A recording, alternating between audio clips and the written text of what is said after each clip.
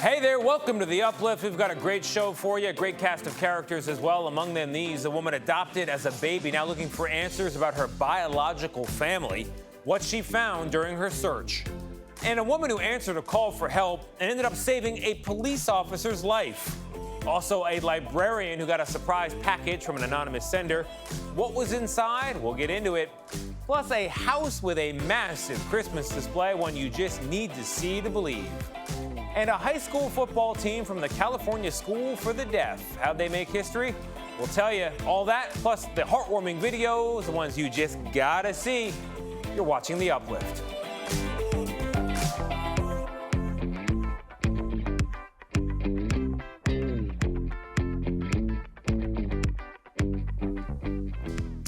Hey there, welcome to The Uplift, the show that lifts you up for at least the next 30 minutes, hopefully a little bit longer, you and me as well. I'm Tony DeCopo, and we are going to begin with that house in Illinois that you cannot miss during the holidays. Here's Caitlin O'Kane with more.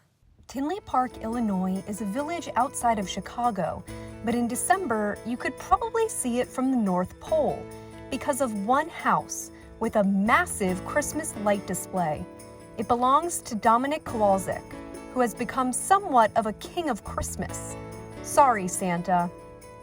I used to decorate my bedroom when I was a kid, and, parents started buying some stuff. We'll go outside, start setting up, and just grew from there. It got bigger and bigger, and more friends and family and people offered to help. So, we kind of just built on.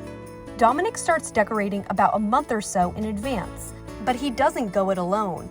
He gathers about 80 elves, or volunteers, who help him hang more than 200,000 lights and decorations he's been collecting for decades. We had a close family friend that was a big decorator, back in the 70s and 80s when not really that many people did this stuff as extreme as they do now. And when he passed away, I got a lot of his stuff. So I have a lot of older vintage stuff from him that's pretty much impossible to find now. So it was kind of cool to have that element as well as the new stuff.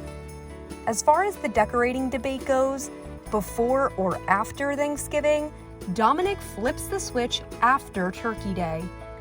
And the estimated tens of thousands of visitors start flocking to Avon Lane. Everybody loves it. I mean, the support is just, overwhelming. Somebody messaged us yesterday that they got engaged here last year, and they're, super happy to come back and take photos for their wedding for this year here. And, it's just a tradition for so many people around here.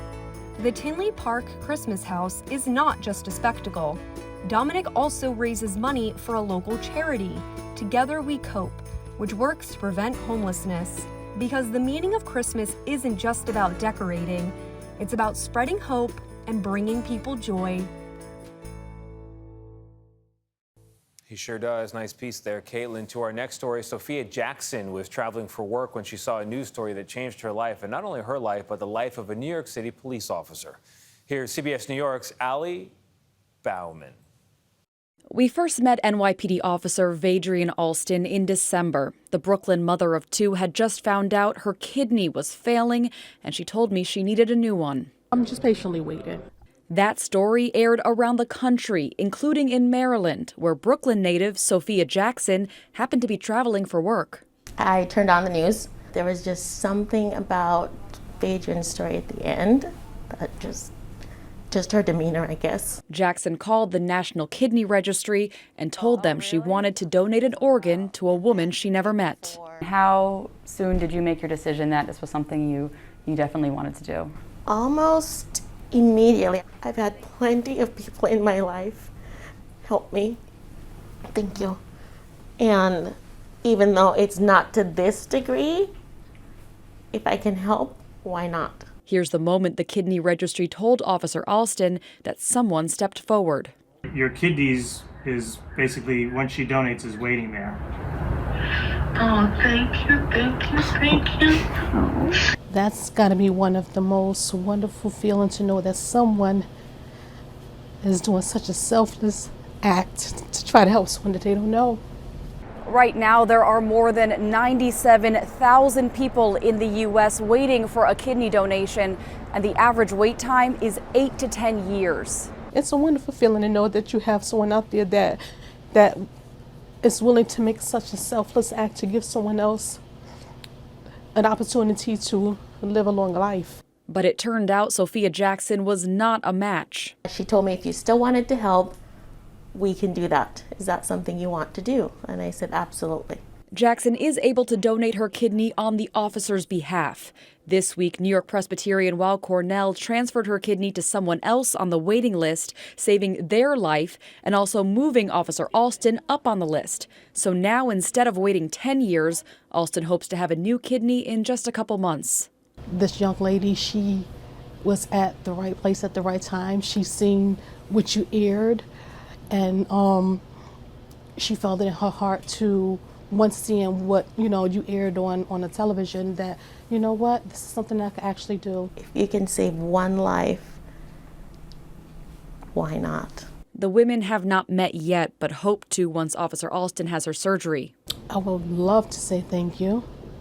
I would love to have her meet my family as well, so that way they can see the person that helped save their mom's life. I just want to give her a hug.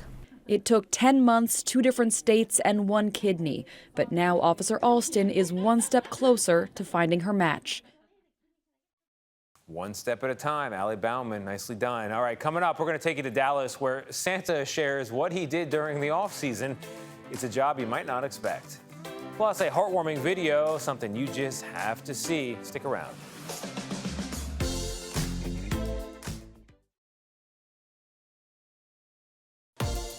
Welcome back to the Uplift, and a heartwarming video, something you just got to see. It comes to us from Ann Arbor, Michigan, and at first glance, it just looks like a man shooting hoops alone. But if you take a closer look, you will see there's a dog there playing with him. Scout, the border collie, was taught by his family how to rebound, and he has gone viral for his basketball skills. Very helpful indeed. All right, to the off-season of Santa Claus. We all know that in the off-season, Santa and his elves build all those toys they deliver on Christmas Eve. Well, CBS Dallas Fort Worth's Brooke Rogers caught up with St. Nick, and he told her he also spent the off-season building airplanes. You know Dasher and Dancer.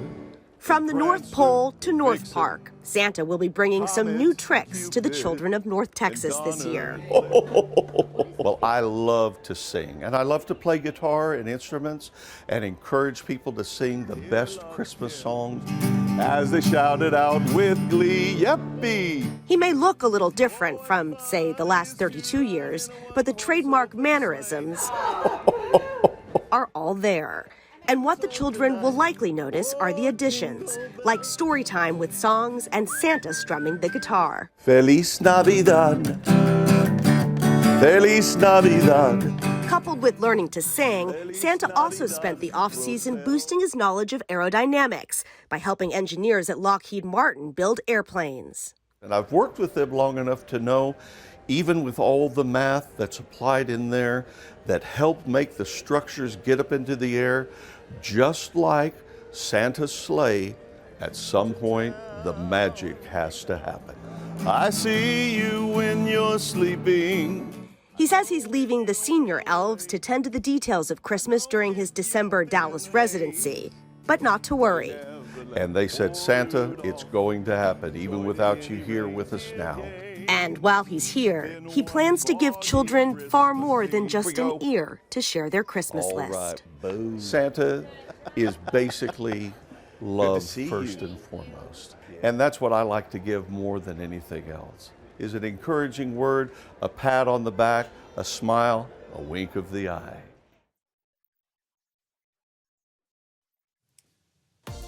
Coming up, meet the football team that made history for the California School for the Deaf. What'd they do? We'll tell you. Plus, a library receives a shocking package from an anonymous sender. What was inside? You'll find out after the break.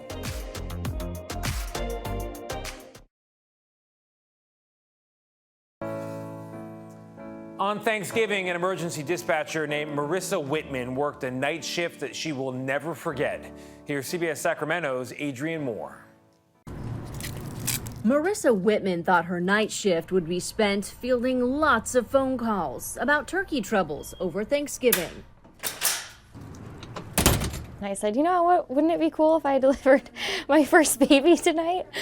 And we all kind of giggled. And in the wee hours after meals wrapped up, a woman dialed dispatch with more than just indigestion. The first thing she said was, "I think I'm having a baby." And then again, the follow-up question is, how many weeks or months pregnant are you? And she said, "Well, I don't know. I didn't know I was pregnant." "Are you there by yourself?"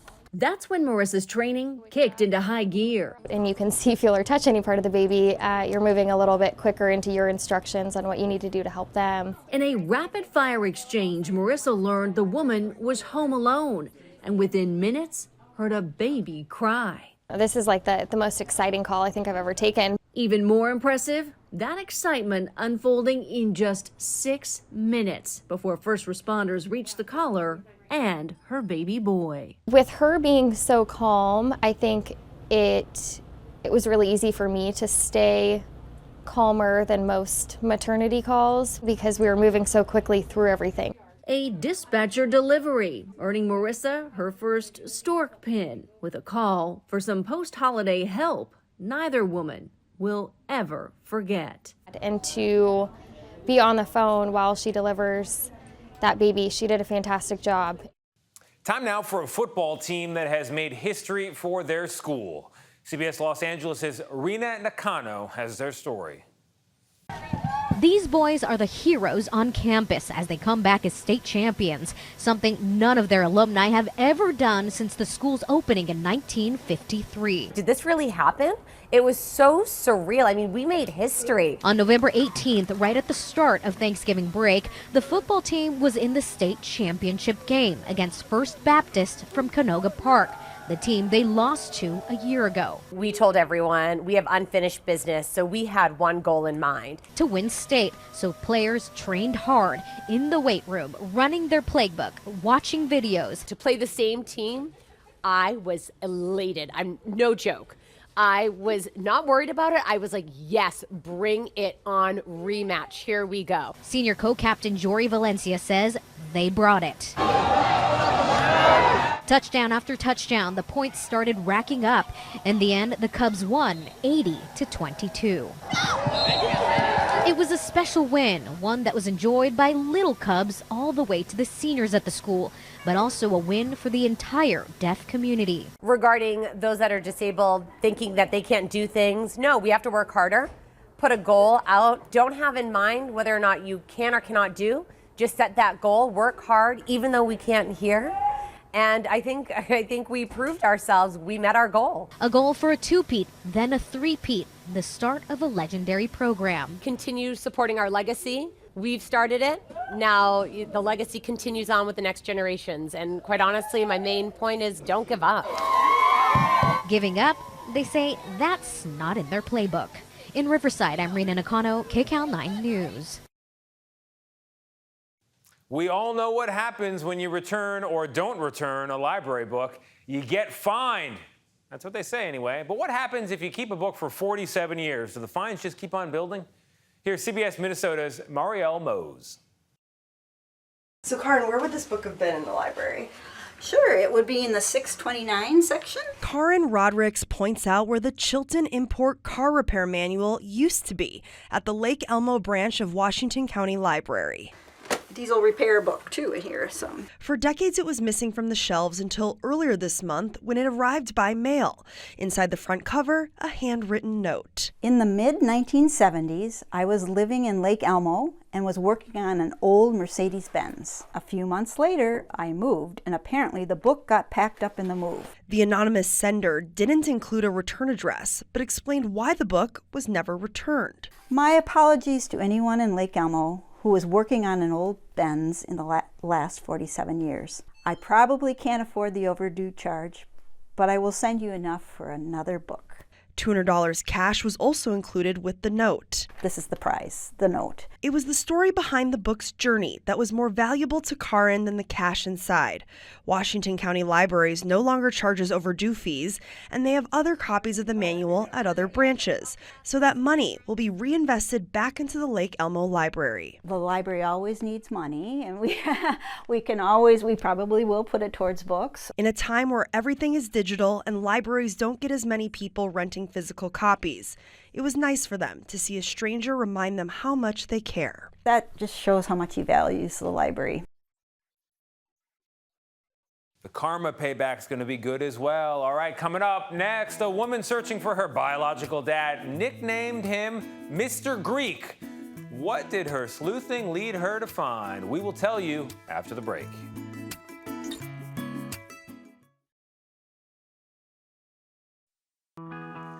Time now to introduce you to a woman who was adopted as a baby and then went on a mission to find her biological father. David Begnaud has more on who exactly she found. The life story of Deanna Schroeds was a story without a beginning. At least she didn't know the beginning, but she was determined to find out.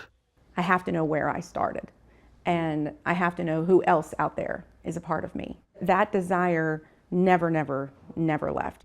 Schroeds was adopted as an infant. She was 27 years old when she found her biological mom. She was not open to meeting me, and then I went and met her personally. I just showed up, knocked on the door. So you meet her, and you guys end up having a relationship for how many years? 20 years until she died. You had one question for your mother, which you kept asking. Yeah. And it was? Who is my father? And her answer was? I'm going to go to the grave with the name. Had no idea she was sick. Had no idea that there was cancer brewing. Weeks later, she was diagnosed, and a couple months later, she was dead. She took it to the grave. She took it right to the grave. Just give me a call. Now, the story almost ended right there.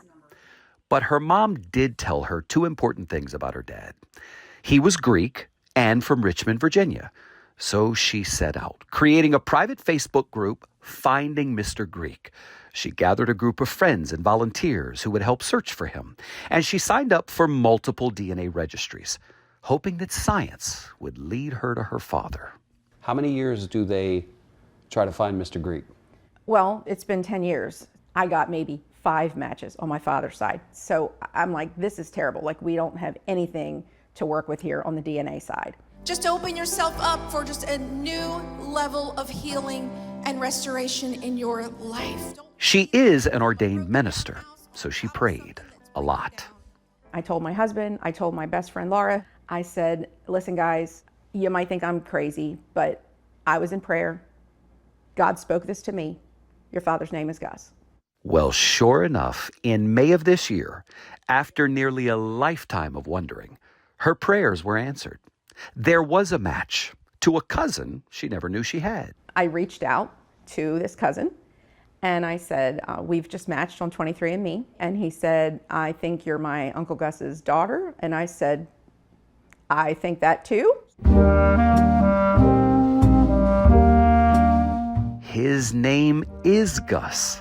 Gus Nicholas, 92 years old. He lived in Richmond all his life. A bachelor who was never married, he was a retired ballroom dance instructor. I prepared myself to find a grave, and I now found a person. And it was just absolutely mind-blowing. Couldn't believe that I had found a person. Schroeds called him the very next day. My heart was beating out of my chest. I was like, what is this going to be like? And is he going to accept me? Is he going to want to see me? When I found him, he was so excited to be found. He said, I woke up this morning and I was alone. Now this afternoon, I have a daughter, I have a son-in-law, I have 3 grandchildren, I have great-grandchildren. He said, I'm not alone in the world anymore. And I said, no, you're not. You're not. Within a week, she was at Gus's bedside. Well, I'm here. I'm glad you're here. I'm glad I'm here too. As it turns out, just 4 months before they met, Gus had fallen at home. He was found lying on the floor. He could no longer care for himself. So the state placed him in a nursing home. And that's where they first met. Gus would say to me, please don't let me die in here. Don't let me die in here. And I said, you know what? I'm going to make sure. Yes, they are father and daughter, but still strangers, which makes what happened next absolutely remarkable. Deanna said to Gus, would you like to come and live with me? To which Gus responded, how soon can we go? And so 56 years after she was adopted, and 75 short days after she first called him, Schroeds and her husband, Pastor Larry Schroeds, took Nicholas out of that nursing home and drove him to their home right outside Tampa, Florida. Okay, you got the orange juice? Yep. They now provide for him full-time. She cooks his meals, Greek he always prefers, and she feeds them to him. Her guest room is now his bedroom. There are the mementos that he asked her to bring from the Richmond home, his trophies, dancing shoes, favorite hat, and a picture from the good old days. I love you so much. 92 years of memories are packed into this 80-square-foot room. It is just big enough for his hospital bed, but intimate enough for the conversations they have. I knew your mother for 60-some years. I knew her. Hi, Gus. I even got a chance to say hello. How does it feel to have your daughter find you? It felt good. Yeah? I didn't find my daughter. My daughter found me. She found you. Yeah. To the man who gave her life, she is prepared to give back to him until the end of his.